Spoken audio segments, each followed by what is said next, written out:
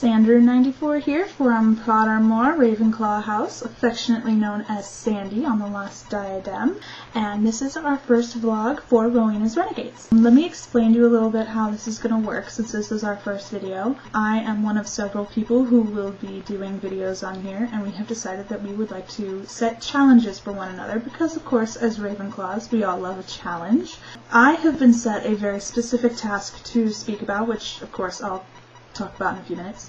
And then as I finish, I get to choose whoever goes next and what they get to talk about. So I could tell Mara that she has to talk about the Hunger Games, or I could tell Blue Eagle that she has to talk about her favorite stuffed animal as a child, or I could tell Sparks that she has to talk about a certain book that I pick off my shelf, or whatever it is that I decide that I want them to talk about.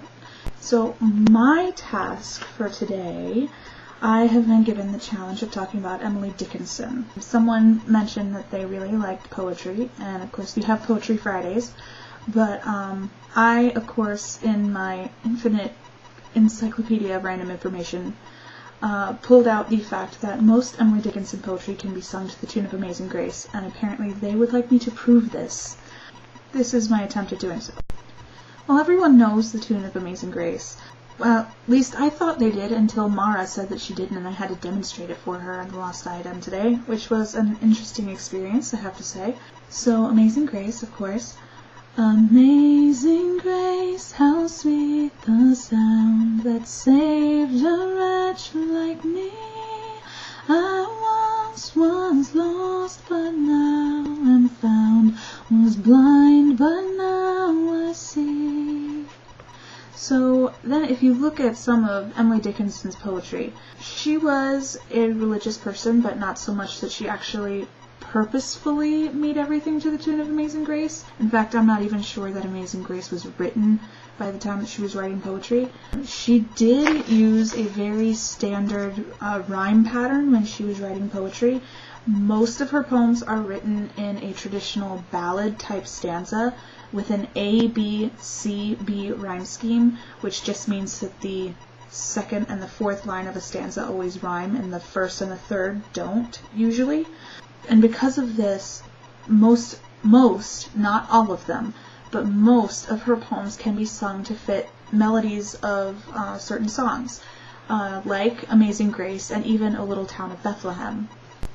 So, for example, if you were to take one, say the poem Because I Could Not Stop for Death, it's poem 712 of hers, for those of you who actually keep track of those kind of things. It says, because I could not stop for death, he kindly stopped for me. The carriage held but just ourselves and immortality. Or you have poems like Besides the Autumn Poets Sing, which is poem 131 for those of you, again, who keep track, which can be sung to A Little Town of Bethlehem.